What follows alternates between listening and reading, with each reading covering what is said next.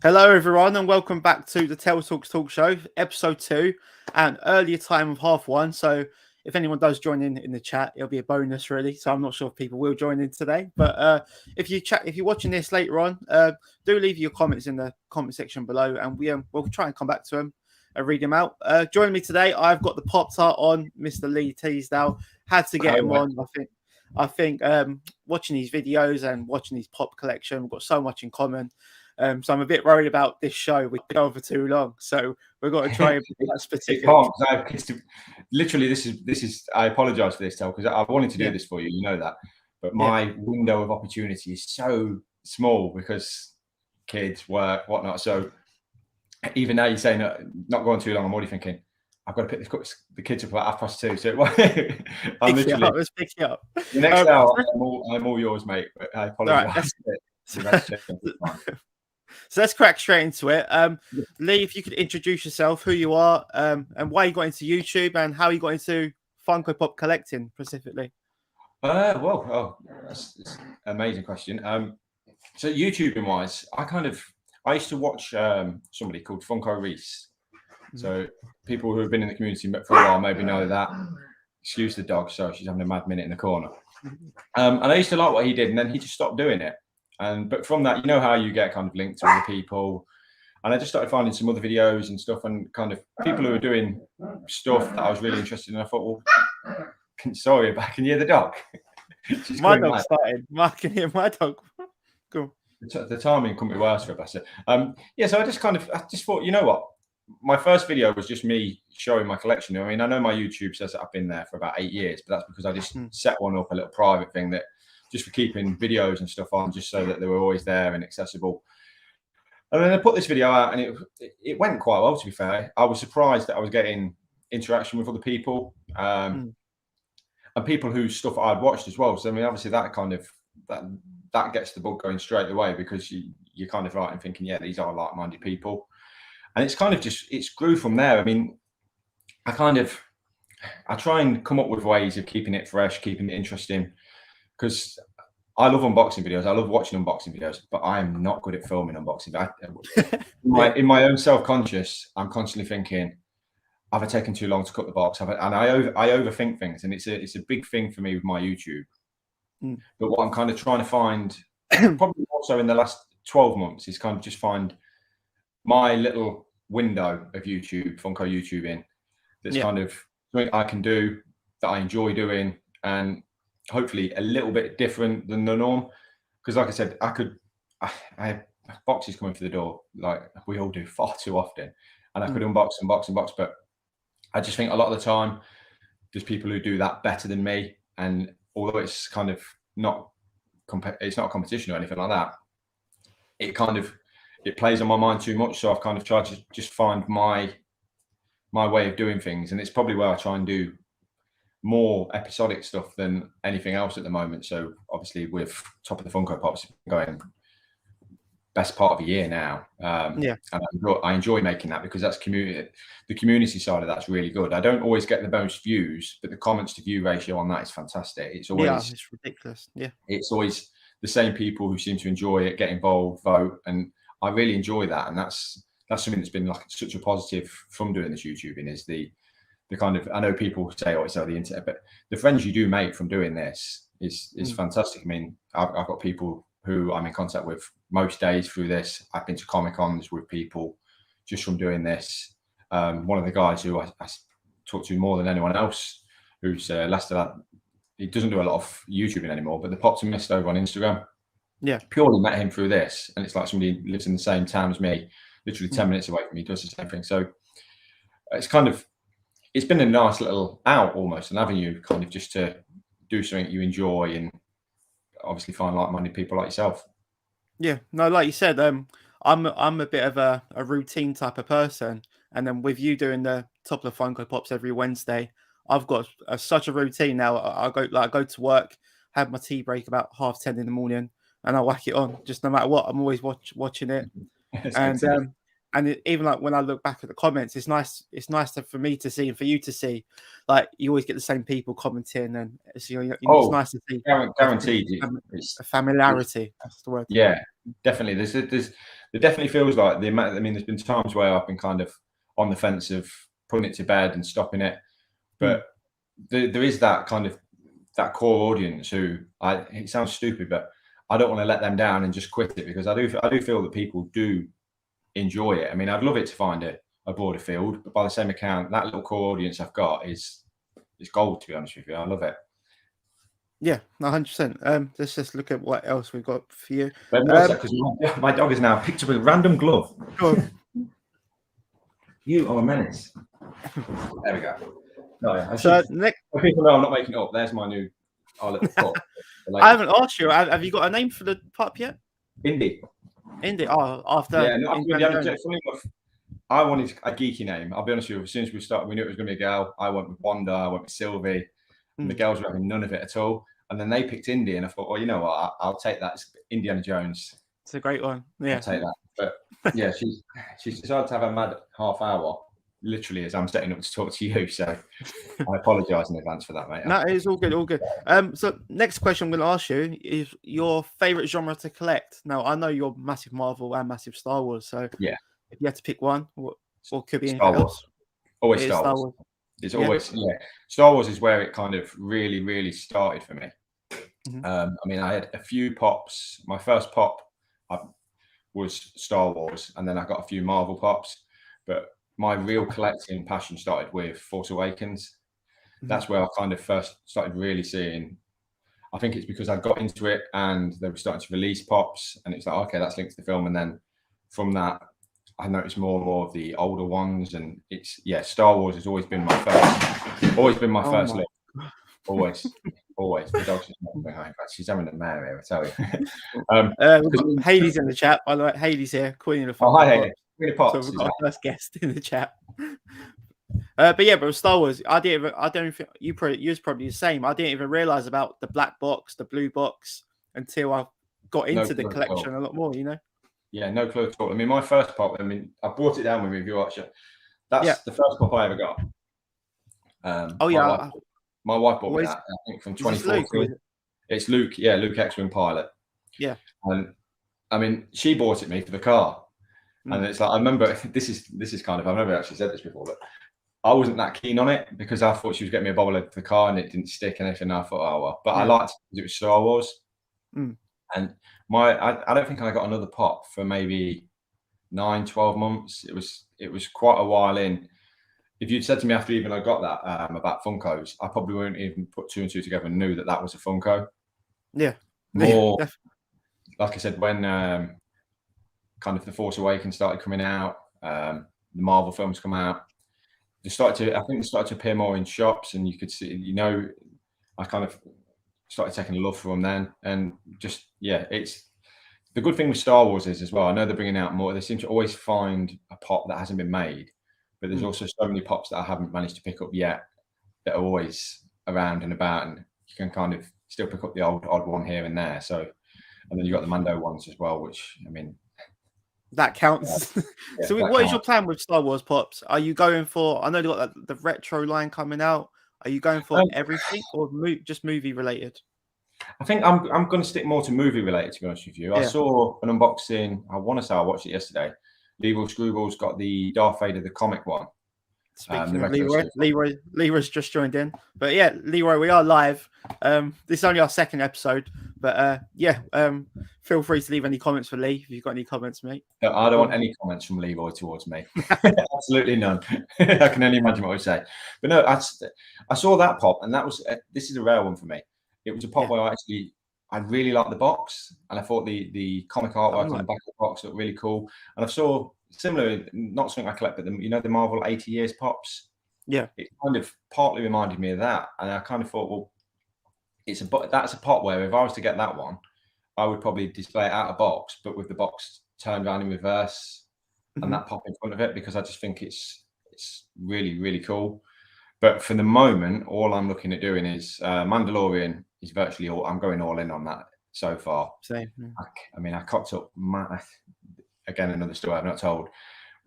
When the New York Comic Con, the New York Comic Con Mando came out, appeared on EMP, could have got it quite easily, and because I hadn't watched the show, I thought, I'm not going to get any Mando pops until I watch the show and see if I like it, because if I don't like it, it's gonna be a waste. And then it's like, now it's you ain't getting that unless you're willing to break the bank, which It's frustrating because it's not even a great pop, is it? It's a very standard pop. No. I mean, it's just, what is it? Just like a gun off pose, like that kind of. Yeah. But it's very strange. Leroy says, "Here's a question: Who is Pop-Tart's favorite YouTuber that he's met?" Have you already answered this? No, it's going to be Not Suitable for Mum, Jason Clout. He's asking me that because obviously I've met him, haven't I? So I've seen these convention videos. Yeah, he's tried to. Yeah, I mean, that's going back to MCon, where I actually ended up going with Leroy, as he's on YouTube, and Jason from Not Suitable for Mum. And again, that would not have come about if I went to YouTube. But when we had a great, I'm saying we had a great day. I think they had a great day. They went off in a different direction when we finished, but that was a really, really cool day. And again, to enjoy that with like-minded people that you've just met through this, that was awesome. It's good. It's really good because I mean, obviously you can connect online, but to actually connect in person as well, still completely different. So it's great that you actually get on in person as well. Coming on to top of Funko Pops again. We've mentioned it already, but how did you come up with the idea? Was it very simple? Just wanted to show off 5 pops a week, or was you experimenting? I was trying to come up with an idea of getting some content that wasn't going to mean spending money all the time. Is the honest answer. Yeah, I was kind of thinking of ways of doing it, and at that point, I think there was a new 4 pop coming out, and I was kind of thinking, well, I've got all these. In fact, I'm pretty sure it was the Infinity War one. Mm-hmm. Now I'm thinking about it. I was thinking, well, I've got all these other 4 pops, and are they better or are they worse? And then I was thinking, well, let's see what people think. And it's evolved from there. I mean, originally it was going to be all the pops, just one character, and that's kind of where it started off. Mm-hmm. And then obviously it's gone off into. I mean, you did an episode yourself, which was just literally pops that were green for St. Patrick's Day. Yeah, but it's also. What I really like about it is there's such a variety of stuff that you can put out there with it. So whether it's some, I've had full lines, I've had just characters, like what I just said with yours with the green, and just even down to just this week's, just an episode just came about because I seen translucent pop through the spinner light, and I thought, well, I've got some other ones with that kind of. Let's make an episode of that, and I like that I can put a bit of variety into it. But I mean, where it's really took on for me, and I really, really enjoy doing it, is the amount of people who will get involved in it now. I've done, I think, 3 or 4, like what I would say, big community videos where I've reached out, got people involved, and put some pretty long videos together. But they've always done really well, and I've always really enjoyed doing them ones as well. I mean, they're a sod to work out the scores on because there's so many. That must be the worst bit, yeah. So many people, and because I always set myself up with the top 3s rather than try and do the scoring system. But I really do get a kick out of doing them ones. I think that they're the best episodes that people seem to enjoy. I'm not sure. Sorry, you cut out there, but I heard what you said. You get a kick out of it. But yeah, I think it's genius because you're almost making people do the video for you. You know, like 90%. So it's genius, really. You're just like, this is the result, and this is that. But no, I love the concept of it. Have you thought of any plans for your episode 50 yet? Well, I mean, I put it out to Instagram a few weeks ago because I was thinking about after 50 whether or not to just take it as a break, because I think that'll be around the start of December, put it on a break to New Year. And I was kind of thinking, should I go for another community one, or should I just do an individual one? And to be honest with you, the Instagram was very much a case of do your top 5 pickups from this year. So I think episode 50 might well be that. But then I might also, because I like the community side of it, it might be the episode. I might set that one up, and then episode 51 might be challenge the Pop-Tart almost. What do you show me your favorite pickup, and then try and do something along those lines. It's kind of a little bit up in the air. A lot of the time, I can either be really ahead of myself and know what's coming up for weeks on end and have some ideas. And then there can be other times where I don't even know what the next episode is going to be. So I have to kind of think it in. But like I said, I'm thinking with the next community one, the one last year with which if Leroy's still in the chat, he actually won the favorite pickup. Yeah, it was the Batman Metro one. Yeah, he won quite clearly in the end. I think it was about 5 points in it. Mm. So I'm kind of thinking, do my top 5 pickups from this year, and then maybe set up a community one to kind of take it into the new year. I don't know. I mean, I always say in every single video, I'm always open to people getting involved in it. That's where it's really good. If it can be, I mean, when we did the last one, the Grail one, I had a guy who I never really interacted with massively from New York. Just I get involved, never done any YouTubing, sent me a video, and I thought that was just awesome that he wanted to get involved just kind of from seeing what I do. So we shall see. I say it's going to be that, and it could be something completely different. Something could come out of the woodwork that someone throws in, and we will do that instead. I think it's really interesting because I know if you get like 20 views on a video, there may be that one subscriber that's always watching but never comments, and then that about 100 videos later down the line, they do leave the comment. They're like, "Yeah, I always watch you every week," and then it's weird how you don't actually know who's watching, but that's the thing with YouTube. I mean, if you no matter how many videos you make, you're definitely making at least one person happy, and it's worth it. It's worth it just to make that one person happy. Yeah, I mean, I've had spells with YouTube, I won't lie, where I kind of started worrying too much about the analytics and stuff and who's watching, because I talk with Stormcore quite regularly. He's forever like saying, "Have you tried this?" I'm not that great at the promotion, the kind of the pushing side of stuff with my kind of stuff. So what my focus is now is with all my videos, I'll only make a video if I want to make a video, if that makes sense. I don't want to get to the point where I've got so many boxes and I need to make sure I'm pumping content out. It's if I enjoy it, then I hope that then will come across, and then hopefully people will watch. And like you said, it might be one video will get 30 views, one might get 50. But what I'm hoping is that if I'm getting 30 views, I'm getting 30 views, not someone's just clicking in and clicking out. They're kind of engaged and enjoying what I do. So that's kind of where I'm at with it. I mean, we do know that we won't mention names, but you do get them certain subscribers that will just be happy to comment first, but you just know they've not even watched the video. Well, I'm going to be perfectly honest with you. I block people like that now because it winds me up. Because I kind of just think it's redundant, it's pointless, especially when it was kind of on top of the Funko Pops. It's like, I mean, I know a couple of weeks ago you called out somebody. It's like, what's your vote then? And it's kind of like, I don't understand that, but by the same account, if that's what people want to do, and it's the kind of whole the sub for sub mentality. It's like, if I sub to a channel, I'm going to watch that channel because I've subbed because I want to watch. I've seen something on that. I've seen a video. I've clicked on it. I've watched it. I've enjoyed it. That's kind of what I'm at. And I've got no issue if that's what people want to do to grow. But I'd rather have less subscribers but more interaction than have no interaction and have more subscribers. Yeah, and I fully understand where people come from. I know, like, if people want to grow as a channel, you comment on other people's videos to try and promote yourself. I understand that, but at least be a bit more respectful and almost hide what you're actually trying to do. Like actually show a bit of effort, because like it does take a lot of effort to make videos at times. And I mean, even when doing a box opening, you'll be doing a box opening and you'd be like, "Oh, there's the bubble wrap," but you wouldn't do that if you're not videoing. You wouldn't be commentating yourself. Saying, bubble wrap in here, I mean, there's not one of my videos now where I don't put some effort into the editing side of things, because I enjoy the editing side of things. I mean, since I've been up in the loft, I mean, some people have commented that they enjoy it, so that gives me that little buzz. But I love to break off into the corner and then put the main. I love that.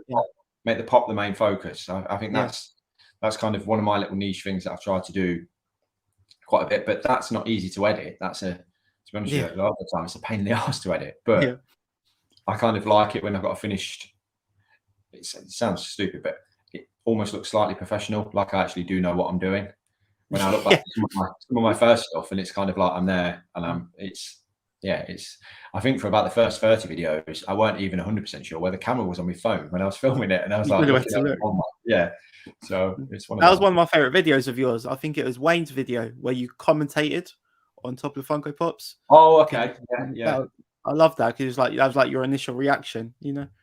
Yeah, I mean, again, I enjoyed doing that, but it was hard to film because I didn't know when to talk and when not to talk. And Yeah, I mean, I did that one, and then for Leroy's episode, he said to me, "Can you react to it?" yeah, So I did do that, and it was quite good because he was kind of talking. He knew that I was going to go up in the corner, so he was kind of like talking up to me in the corner, and I enjoyed putting that one together. But again, yeah. getting the timings right so that what I'd filmed, because I mean, I don't know how you edit. I do everything on my phone. I mean, That's literally, what Funko Hunter UK does. I don't know how you do it. yeah. I've got an app called Movie Spirit, which Jimmy Barnes put me onto, Mm-hmm. and I've literally just progressed using that app and getting used to how that. But it's literally everything is on my phone. If it came to editing now on this computer, I mean, even just to set up this today for you to go on the StreamYard, it was like stress levels. Like, oh, how do I do that? How do I do that? But yeah, so everything's on the phone. Yeah, no, I love it, mate. You've returned to Pop in the Box for another subscription, haven't you? Have you cancelled it yet, or have you still? No. They seem to have their hooks on me big time. I've been with Pop in the Box off and on with the occasional maybe 1 or 2 month break for probably about 4 or 5 years. Yeah, because I can't get away from. I love the system. I don't always love the way they operate and how they go about things, but I love the system of just thumbing up and thumbing down. mm-hmm. And I know that might sound daft. If you know the pop you want, you can buy the pop. But for me, it's also a good way of slowing down just the buying something because I want it straight away. If you know what I mean, and just kind of curtailing that kind of things because it'd be so easy with. I mean, just if we talk Marvel, get down, you. I know I did a brief video on the Eternals, the new Spider-Man pops.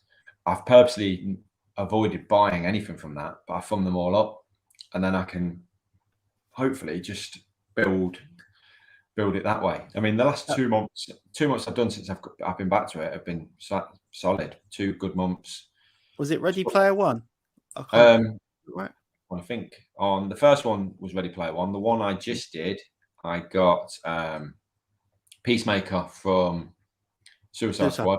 That's it. Yeah. And then there was Translucent and also a art series Batman one, which I will thumb stuff up on there that is above the retail price that I pay for it, but I'd like it if I could get it for a price because I'm a budget collector. I don't like spending. I think my biggest outlay on a single pop is £27, and even now I sometimes think about that. That's good. It's a lot of money. But that's really good.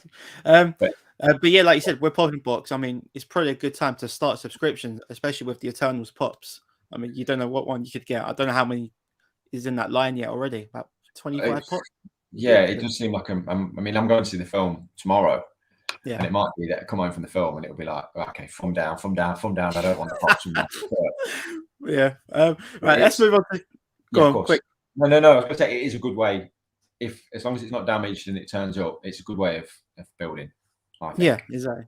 So let's move on to conventions. So I've only just recently been to my first one. So when I went to Comic-Con the other week, I didn't know what to expect. I fully went into the panel room expecting to see Tom Hiddleston and Sophia Di Martino. Turned out I was at the live stream, not actually at the screening of the panel. Oh, okay. So I got it wrong. I got it completely wrong. Apparently, the actual live panel where you could sit down, that was all full up by 10 a.m. and I had a general ticket. I got in about 11:30. So it was once I was in that panel, and everyone else started realizing that we was watching a live stream and not actually them coming out. So many people just left like the auditorium, and I'm learning my lessons already from these conventions. But what was your first convention, or have you not been to? First one I ever went to was Collectomania at Birmingham, and that was in 2001. Oh wow! So, yeah. So quite a while ago. I mean, obviously, I'm a bit older than you, Tel, I'd imagine. But I'll show you. This is sort of kind of, it's where it started, and I've built from there. So I don't know how. There we go. I can see. Yeah, I've seen this a few times. I got this signed by Darth Vader. Yeah, Dave. That was the only signature I got. £10 that cost to get that signed back in that day. Yeah. But since then, I've kind of if I'm going to a convention and there's a Star Wars guest there, I've decided that I'm going to just add an autograph here, add an autograph there. Doesn't always necessarily have to be the biggest star of the film, but someone who's prominent in the film, a character I know, and kind of build it up that way. But I mean, the thing is with cons, you go to the right con, you can have the best day ever. But if you go to the wrong con, you can just be you just think, why have I even come here? And it all depends on what you're interested in and where you kind of your mind is at with it. Because I've been to a few. I mean, I've got an MCM one the week after next at Birmingham. Yeah, and I'm not really that enthusiastic about it at all because they've just started releasing a few more guests now, but it's like computer game voices and Red Dead Redemption stuff. Yeah, I mean, ironically, they've done John Rhys Davies is going to be there. Who I saw that. I was like, your luck. Yeah, I met a couple of weeks ago, and then there was another. This is the other thing: when you end up going to a lot of cons, you can get repetition with guests. Another guest who's at the MCM one is Brian Herring, who was a puppeteer for BB-8, and you kind of think, not the best guest ever. But I've seen him. He did. In Leicester at the Space Centre. There's a Star Wars convention every year. Well, there was until COVID kicked in, and that's all set up by Warwick Davis. And he did a talk, him and Warwick Davis on stage. And I tell you, it was brilliant, so engaging, so interesting. And there was part of me kind of thinking, I really enjoyed that. Maybe I should have got his autograph. And I think it was only like £15 at the time. Yeah. And now he's going to MCM and it's £38. And it's like, well, no, I'm not paying £38 for a puppeteer kind of one. But I mean, there's so many good cons out there. The ones I haven't done yet is the ones run by Monopoly events. So they do, I think, for the love of horror, for the love of sci-fi. I know they do the Liverpool Comic Con. They're doing one in Manchester. They always seem to have the most amazing guests ever. It's just a case of travel for me. It's a long way to go on my own to go to kind of one of these things. Whereas I went to Wales Comic Con a couple of years ago, just before lockdown, and that was in Telford. That was a brilliant convention for guests, absolutely brilliant. But there wasn't a lot more. The stall side of things was quite small, so it's kind of the balance is, I suppose, with MCM they overload with kind of stalls and different things like that. Whereas some of them are more guest orientated. You get the talks, and I like them both. This is where it's. But it's nice to have, if you're going to go to a Comic Con, it's always nice to have at least a couple of guests that you're interested in. Yeah. Maybe even not going to get an autograph, but going to a panel or something like that and just seeing them in the flesh, if you know what I mean. Yeah, no, bang on. What would be the most you would pay then for an autograph or get a pop signed? The most I have paid, I don't mind, is 50. I did pay £50 for Sean Astin. That's a good. I think that's a good price. Yeah, in today's market, definitely. I mean, massive Goonies fan. Love Stranger Things. Love Lord of the Rings. So it was kind of a gimme that as soon as I knew he was going to be at the MCM that I was going to get his autograph. And to be fair, I mean, he was a lovely guy. I mean, I'll tell you a quick story. That same day was Anthony Daniels, C-3PO. No, that's good. He was doing signings as well. It was £80 for his autograph. However, if you had his autobiography, he'd sign it for free. So I bought his autobiography before I went, queued for the best part of 2 hours. And then we're going to shut the queue, and it was me and my friend Rich at the front. And then we go, that's it now. He's going to go and do the talk, and that's it. And this lady, I said, all we want is an autograph of the book. I said, we won't keep him long. It's fine. She goes, go on, then you two can sneak through as well. Let us through. And I thought, well, he didn't raise his eyes to make eye contact with me. I mean, I'm not always the best with eye contact anyway. I asked him how he was, and he said, oh, I'm exhausted. I've had better days. And he signed the book, and then that was it. And you kind of like, oh, I'm glad that I didn't pay £80 for this, because it's kind of, you'd have expected a little bit more. But then Sean Astin couldn't have been nicer. They were actually, whereas rather than me talking to him and being moved on, it was the other way. And they were saying, Sean, you've got to move on now. As the guest, he was just talking, as soon as he realised I had kids, he was talking about his kids, his family, what we were into. And it was just, so it looked like he was there he wanted to be there and wanted to make the effort and wanted to engage with fans. Whereas, unfortunately, with Anthony Daniels, it felt like he was there because he was promoting something, which kind of, it felt a little bit. Yeah, poor. I mean, it can almost make sense because we know Sean Astin's still acting, and I don't really know what Anthony Daniels is doing much now. So maybe he's doing it just to get a bit more income, because I don't know unless he's doing anything else. For me, it was a book launch tell, if I'm honest with you. It was just he was there to promote his book, and he didn't really want to be there, but it was near Christmas, and he was trying to get book sales up. So with the convention I just went to, it was a bit disappointing for me with the Sofia Di Matano signing. Apparently they had too many people who paid for the autograph. I had to just get my pop signed. It wasn't allowed to be personalized. I didn't even get a chance to choose what pen I wanted. She had to do it in a black Sharpie, which it doesn't really stand out. It just says Sofia Di Matano, really. And I mean, it's quite a bit. I mean, I paid 60 quid for that, and it's literally just an autograph. And again, she got a head up, said hello. I don't blame her at all. I think she's a nice person, but just the way the situation went, it was pretty pointless, because we had the glass shield. She had her face mask on, and it wasn't even a second of acknowledgement. She took for 60 quid. It weren't really worth it. But I know Coombsy, he's not doing conventions this year. He wants to wait for next year. And I mean, I can understand that. With MCon, I went with Lee and Jason. That was, I mean, it was the guests had face masks on, but you felt like they wanted to be there. I mean, I got 2 autographs at that one. I got Mike Quinn, who played Num Num in Star Wars. That's a great autograph. I saw the way you done the ends. Yeah, it's enough. I don't know. Again, just in case people top left, isn't it? Yeah, it's brilliant. There. But what's the one above it? Is that Num Num? When we're looking, that's Num Num. So that's his autograph. Yeah. So got you. That's where he's put Num Num there. So yeah, that's brilliant. He was fantastic chatting away. I mean, in the end, I went up because I went and got my autograph before I met Lee and Jason, and then we went back, and they both had autographs with him, and he was just so happy to talk and engaging. And the same with John Rhys Davis. It was, how are you? What do you do? And you asked him a question about Lord of the Rings. More than happy to answer it. Told him that I said you weren't meant to film when they were signing. But I said to him about how the pop was for Ali. Yeah. I said he's from Scotland. He couldn't obviously attend the con. I said, would you mind if I just do a little bit of film, just if you sign in it, just so I can send it? Of course you can. Yeah, no problem at all. Just really, really nothing was too much almost. But then, like you said, with some of them, I mean, with MCM, it does feel very disorganized with the autographs. I mean, with the Sean Astin one, I paid in advance for the autograph, and then you got to the front with your ticket, and it was just a free for all. There was no queuing system. It was just really, really disorganized. I mean, like what Lee was saying there, Leroy. I mean, I think afterwards, Lee will correct me if I'm wrong. I think Lee reached out to him, and he's actually subscribed to Lee now on YouTube. He didn't subscribe to me, which is a bit annoying.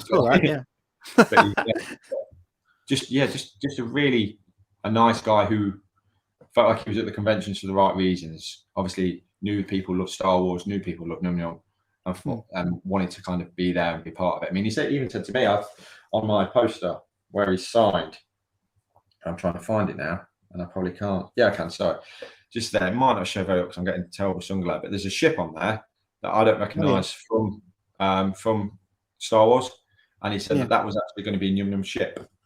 And, it was later decided it was cut out, and that he would then be in the Millennium Falcon. But originally, that was where we were first going to see him. So it's kind of like a little bit of knowledge that I would never have got. But that's really good, really good. I must say about when I went to the convention, I thought the fans and everyone that went were great. I've never experienced anything like that before. Like everyone was brilliant. I didn't have one bad experience with anyone. Like no pushing in, no shoving, no comments. I didn't hear like anyone bitching or like, oh, look at that person, and just everyone was like completely in the element. Everyone loved it. And even when I done my filming, I filmed my Magic Madhouse mystery box. Like I didn't feel like anyone was looking at me. Everyone was just loud. Everyone was just doing what they want. It was just really good experience, and I was very surprised. Once I got home, I was like, I really enjoyed that. But it just really took me away.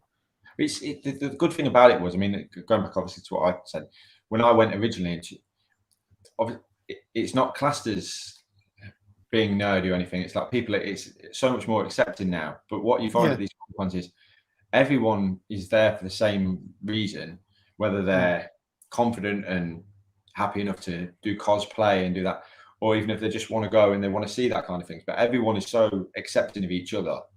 Yeah. And it's kind of, good. everyone's on the same. It sounds stupid. I always joke with my wife. I always say they're my people. They're my kind of piece. Yeah. I feel happy and content, and I'm not a self-conscious person anyway, but I feel completely comfortable and at ease. I'm happy if when I go to this next one, if someone's in cosplay and I like, well, I'll go up and I'll take a photo with them.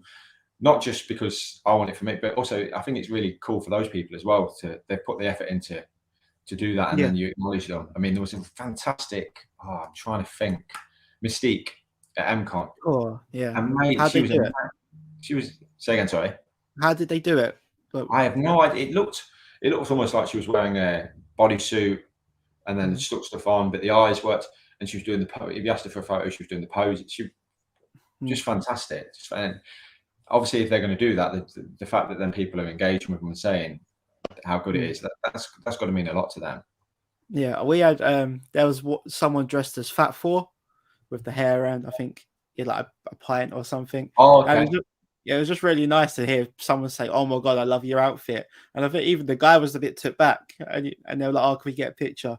And you could tell they made each other's day. One to get the photo, and the other one to feel like, "Oh, thanks for appreciating my outfit." But no, it was really cool. I'd love to do it. I'd love to have the confidence to do, but it's not even on my radar to do something like that. I just think if I go to a con, there's people who do that kind of thing, and I really appreciate it. I love to get pictures of that, but I don't think it's something that I could personally go down that route. It wouldn't be for me.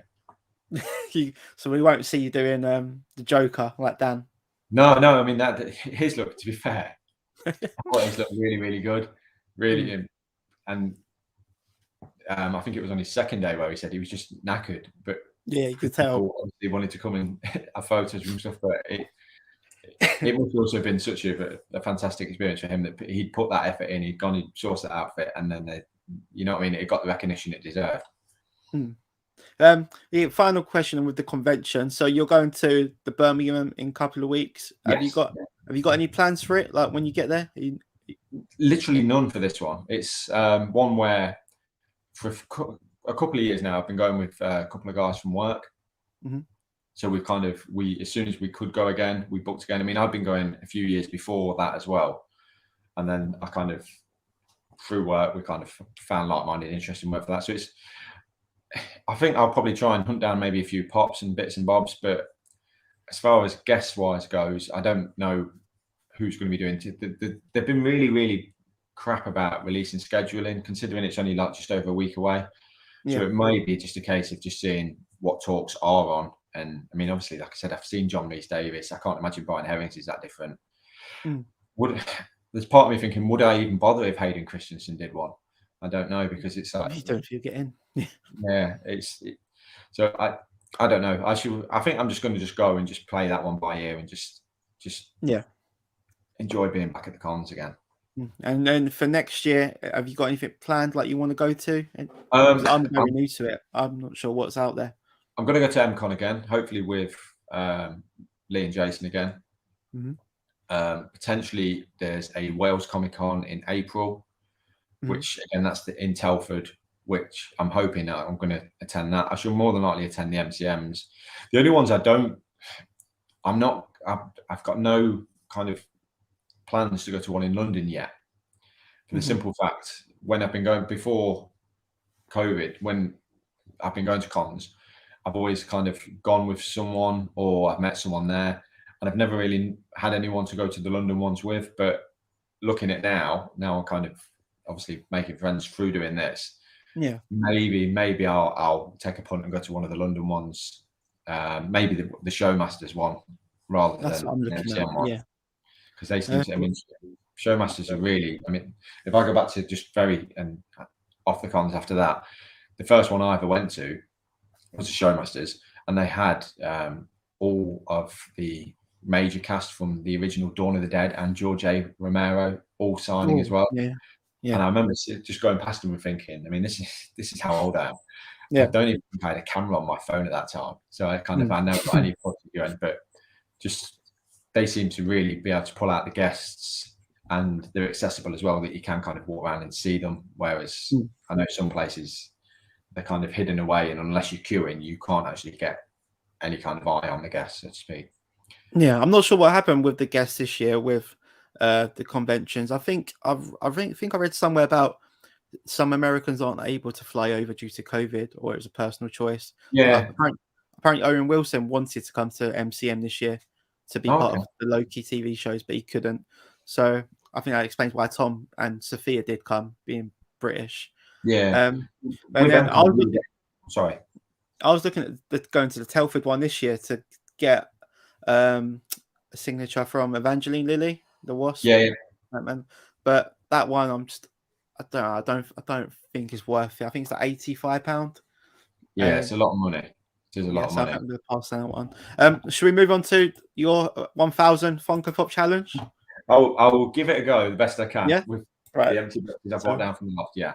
So I think it went quite well last time. I had a lot of good feedback from it. So yeah, I'll leave it. It's over to you. I've got a notepad to write down numbers. What are you going with? You're going with. I didn't see. This is where you've got me a little bit, because I weren't sure whether you throw in a different number. So you want me to go for 1,000 again? Yeah. Still, we'll go to 1,000 still. Okay. Let me have a look what I've got, and I'll start building from there. So what I've done is I've tried to be clever, and I've bought some low numbers and some high numbers. So I'll start with that one then. So I'm going to go Fugitive Predator. Last number. 620. So that gives me 600 to start with. Oh, do you know what I've just realised? I could have actually done it in like two. I think I've got 500.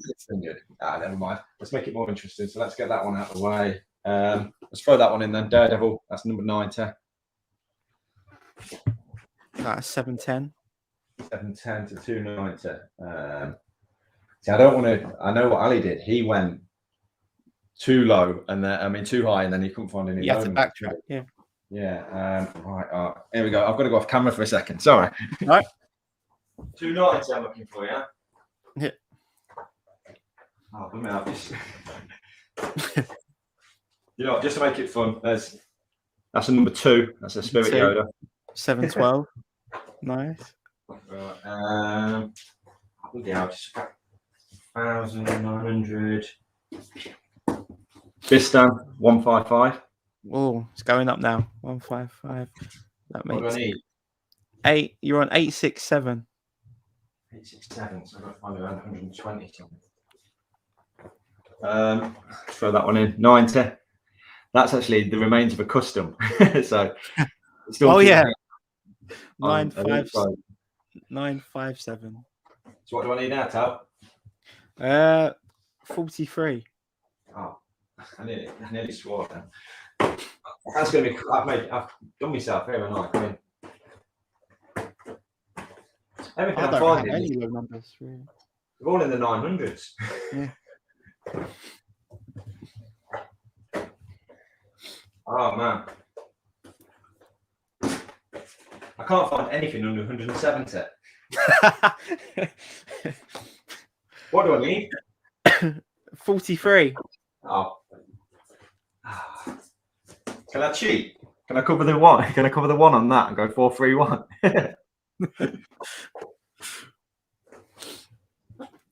Oh man. You know the problem, Tal, is because I've got all Marvel and Star Wars. That's the problem, and they're all high numbers. Yeah, because Okay. Whereas I was in the loft, I could quickly run and get some movie ones. Let's have a look. 43 Star Wars. The dog on camera more than me now, isn't it? Yeah, Indy loves it. Indy's no show, no problem there. Right. From the ones I've got, I'm out. I can't do it. We'll call it there then. 957. Yeah, I wanted to beat the Scott as well. That was my main aim. That's the only reason I've come on, is to try and beat him. That's a good. Leroy's put the real problems is all the boxes are in the bin. What have you actually done? Have you actually binned boxes, or do you? No, they're in the loft. Yeah, I've got. Must have a nice big loft. Over there, the trays. Yeah, I've got behind my new shelving now. Is just my boxes all stored behind there in trays, just stacked up. I've no idea why, because I'm never going to go to putting them back in the boxes, but I kind of started keeping them and then never stopped keeping them. No, it looks really good. And was that a new cabinet that you bought for the loft? You know what they are? They were in IKEA. Yeah. They were literally like, I think they're for outdoor storage. Yeah. My aim was to just get some of those Billy bookcases, but they were, the big one was £9. They were £9 each, and the small ones were £7 each. And it's like, well, yeah, I'll get them and get me rises in there that I've already bought, and it looks, well, to me it looks all right. To be fair, it looks good. All right, let's move on to Leicester City briefly. So you talk to me about Leicester, because I don't know how big a fan you are. Are you a big fan? And how did you come to support Leicester? I've supported Leicester for what, 35 years maybe. I was my dad took me down in the Gary Lineker heyday. I had a spell in the 90s where I was home and away every single game. Oh wow. I've been as far as Madrid to watch Leicester when they were in the UEFA Cup. Now I don't get to go as much as I'd want to, because it's hard to get tickets now, because obviously we're doing well, but B, because of my work patterns and because of the kids, it's just not always convenient. So with COVID, obviously I didn't manage to go down last season, but I always try and go anywhere between half a dozen and a dozen games a year. I mean, I'm one of those, I've lived through the dark days of Leicester City, so where we are now is amazing to me. But even like last night, where they drew 1-1 in Europe, there was a kind of a small chorus of boos at the end, and it's kind of, you almost feel like saying with some people, get a hold of yourself. Although we now are being talked about in with the big boys, we are still Leicester City, and 10 years ago we were nowhere. And people should really be embracing how lucky they. I mean, me and my brother say to my nephew all the time, you don't know how lucky you are that in your short lifetime you've seen Leicester win the Premier League, you've seen Leicester in the Champions League, you've seen us win the FA Cup. It's like we had spells where we've seen us win nothing, just get to playoff finals in the Championship and do bits and bobs like that. So I think it's an amazing time to be a Leicester City fan, and I think everyone should jump on board and appreciate how lucky we are right now. It's almost like the yin and yang with Tottenham Leicester. We're like the ifs and the buts and the nearlies, but you guys have done it, winning the league, and we was in the title race with you that season, and we've lost the Champions League final. It's just like multiverses, you know, what could have happened. Being a Leicester City fan is just, I mean, that season we won the league was just, I can't put into words how the emotion of that. It was just amazing, absolutely amazing. I mean, there was a turning point. We won away at Manchester City, and that was the game where I think people all of a sudden thought, hang on, Leicester could actually do this, they could win the league.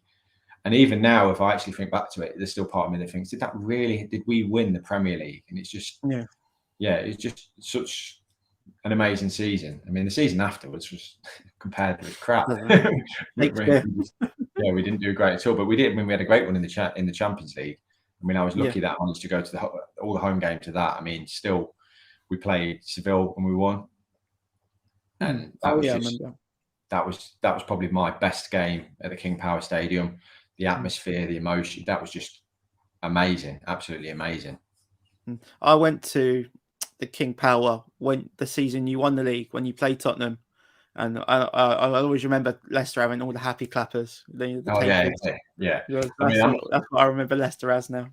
I'm not a massive fan of them. I'm quite a fan of the fact that when I go, I don't use them, but I know they're there. I mean, they do. I mean, they're good because they make some noise. They bring people in, but I find them quite annoying. If I'm going to be 100% honest. Yeah, I might as well put in one little comment, but my first memory of Tottenham winning the trophy was beating Leicester in 1999. I was at that one. Yeah, you was at that? Oh, yeah, I was at that one. I was 7, but I do remember it still, that one. But yeah, I was older than 7. I know that. But no, I didn't realise the year after you won it anyway. Yeah, beat Tranmere. Yeah, we did 3 finals in 4 years, I think. So that's incredible. The whole Leicester, like the whole club's incredible. Like when you think of what happened with the chairman, the owner, with the helicopter, and then to still keep going, carrying on, winning FA Cups and Community Shield, it's incredible. And the players you lost, Kante and Mahrez, and just to keep Harry Maguire, Ben Chilwell, and just to be this not high that up. about Harry Maguire going. Yeah, but it's incredible just how the club's run. I mean, Yeah. for fans to boo would be ridiculous. I mean, and Brendan Rodgers, brilliant. I love Brendan Rodgers. Yeah, he's a fantastic manager. Right, I'm going to finish off then with quick fire questions. So Okay. I'm not. It says we're 50 minutes into the stream. I'm not sure what the time is. 25 past. Yes, it's not too bad.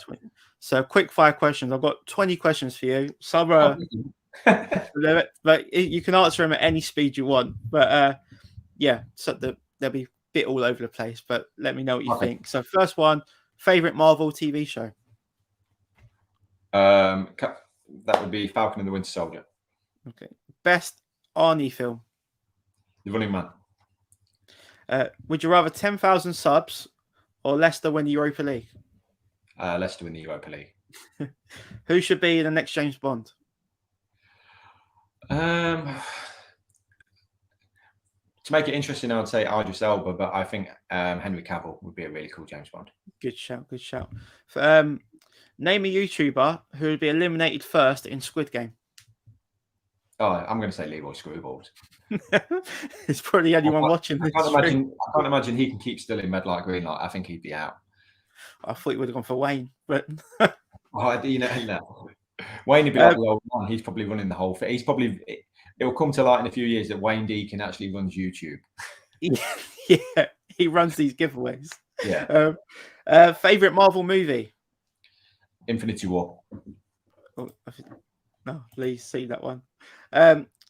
Simpsons or Family Guy? Now. Old school Simpsons, I'll say. Before season 20. Kevin or Stanley? The Office. Oh, man. I'm going to say Kevin. Good choice. Good choice. The favorite Rocky movie? Rocky 4. Good shout. I love Rocky 4. Favorite remake? They're doing a director's cut of that.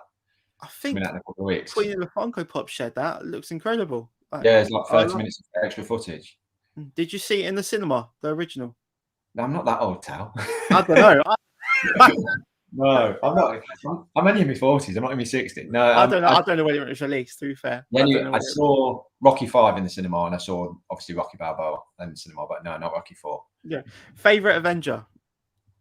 I'm going to say 4. Good one. Favorite Disney film? Pixar Up every day. Nice one. Nice one. Best Spider-Man? I'm trying to think. See, I like Andrew Garfield, but I do think Tom Holland probably pip him. I think Tom Holland's he reminds me of what Spider-Man was like. The youth side of it, I think he works quite well with. The others, they've always seemed a little bit older than what they were playing, whereas I think Tom Holland could pull that off quite well. So I'll say Tom Holland, but Andrew Garfield a very close second.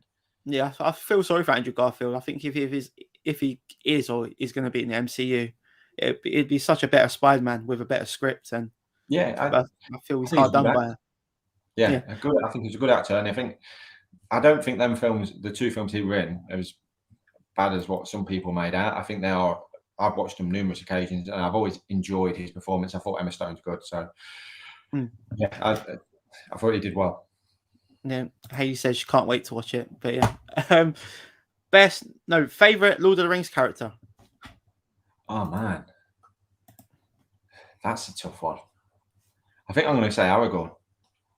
Yeah, I'm an Aragorn man. Yeah, I really like Viggo Mortensen as an actor anyway, but yeah, I think Aragorn. Have you seen the film The Road? Yes, yeah. Yeah, I like that one. That's a good one. Yeah. I really like that Green Book he's in as well. I don't know if you've seen that. The Road's the only other film I've seen of him, but yeah, I definitely need to try him out. History of Violence, Green Book. He's he's a solid actor. I really like Viggo. Favorite Funko company, like you'd like to shop? There's a little part of me there going to say Zinger Entertainment, get 5 bit. I'm not going to. You know what? You know the one I've used the most, and I'll say it. The one I've used the most is Pop in a Box. That's where I've bought more pops from than anyone. Although Forbidden Planet in their heyday when they used to get their exclusives, I thought Forbidden when they used to do the underground toy stuff. a lot of my older exclusive Star Wars pops are from Forbidden Planet. Yeah, no, I remember going to Forbidden Planet in Manchester when I was at uni, and I've got a few videos and footage, and the pops you could get them back in the day was brilliant, and it's just not the same now. Like what you get in Forbidden Planet these days is what you can get on Funko Europe.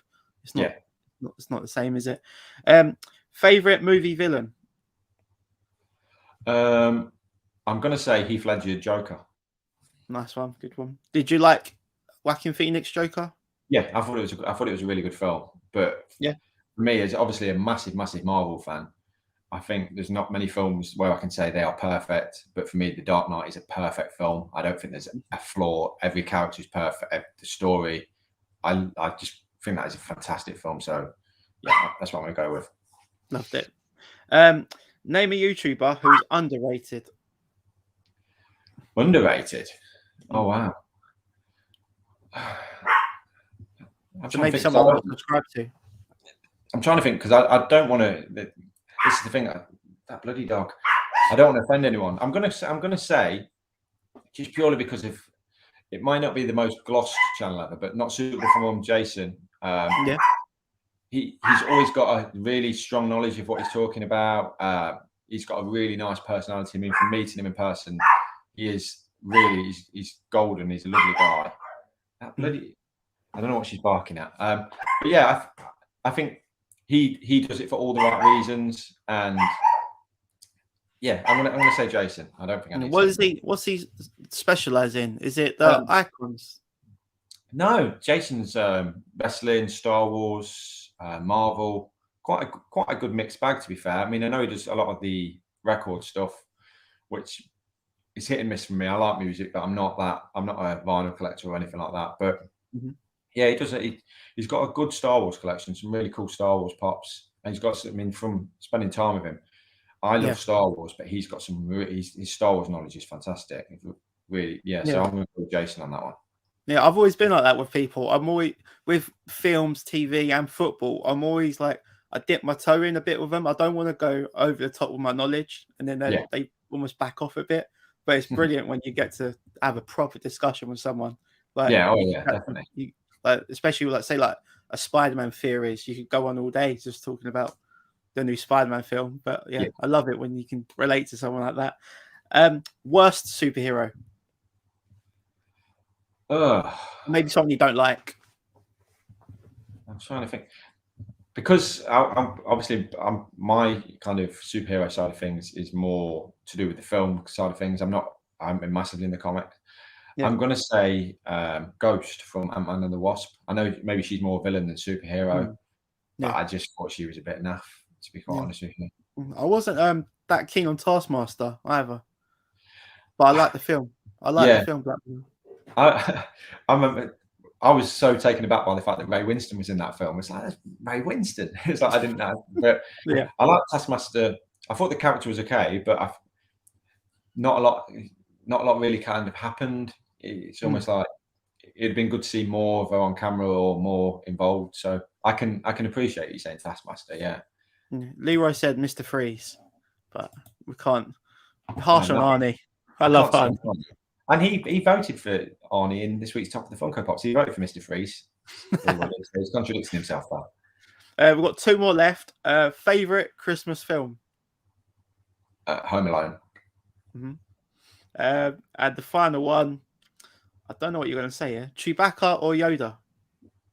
Oh, man. I'm going to say Chewie. Chewie's my boy. I'm going with Chewie, yeah.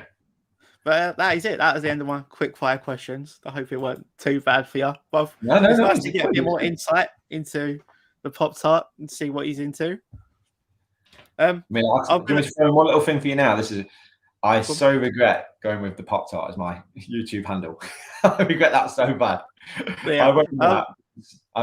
My limited knowledge of how YouTube works, I thought that people would potentially find me through Kellogg Pop-Tarts. And it's kind of come back to I remember this. But that was like me. I never knew anything about TED Talks. So every time I put TED Talks, it's like, did you mean TED Talks? I wish I knew better. I really didn't know about that either. Leroy says, very good show, fellas. I'm going to ask you one. This is my final question for you. Yeah. What is your go-to meal deal? Go-to meal deal? Yes, if you get a meal deal in Tesco, what are you getting? I thought you meant in general. I was going to say 6-inch meatball marinara with onions and peppers from Subway, but otherwise it's always BLT, smoky bacon crisps, and orange juice. You know your stuff. Your stuff. But yeah, it's been brilliant having you on, Lee. I think it's flown really, really well. Well, thank you for having me, mate. Indie in the background. But yeah, I really enjoyed this one. Sorry about that. Anything we could look forward to coming up with any on your channel? No. Never look forward to stuff on my channel. That way you won't be disappointed. Yes, basically. But, I will try my best to put something out for Comic-Con the week after next. But as far as other stuff comes, I'm waiting for some stuff from Pop Culture with the intention of making a video when that eventually. But that is taking so long to come. I'm already dreading the melted inserts for that. They'll be out of the box pops, but I still kind of. Yeah. I don't want to say too much about that one. Top of the Funko Pops wise, we've got Wayno from Wayno's World of Pops is next with DC, and then I'll drop you in a little exclusive. The week after, I'm going to do Star Wars Creatures. Nice, so nice. That's. I was going to mention it earlier, but we keep bringing him up a bit too much. But like a good reason why I like Top of the Funko Pops is you say if you don't like your best 5 Star Wars Pops, Nim Num's never going to come up, is he? Like, yeah, he's going to be no one's favorite character. You know who's going to come up. But yeah, no, I really look forward to that. So we can find you on the Pop Tart on YouTube and on Instagram, _pop_tart 180. But massive thank you for coming on, and thanks for Indy for making a little appearance. Can we see her one more time before we go? I don't know where she is, Tal, which is quite. I've only had her 2 weeks, but she's in the house somewhere. I can hear her walking around, but I don't know where she's gone. So no, you can't see her. But brilliant, mate. Thanks for coming on. Hope you enjoy. You're seeing the Eternals this weekend? Yes, tomorrow. Yeah. So, let us know what you think of the film. I'm going to see Venom tonight, so I don't think anyone's watched it. Have you watched Venom yet? I've got no interest in that at all. Yeah, no one cares about it, so I won't talk about it much. But I'll leave it there then. Thanks to everyone that tuned in. Thanks to Leroy, Haley, and the mystery other subscriber who keeps popping in. But thanks for everyone for watching today. And if you are watching this later on, do leave a comment below and we will reply the best we can. But thanks again, Lee. And we'll catch you later. All right, cheers, mate. Thank you.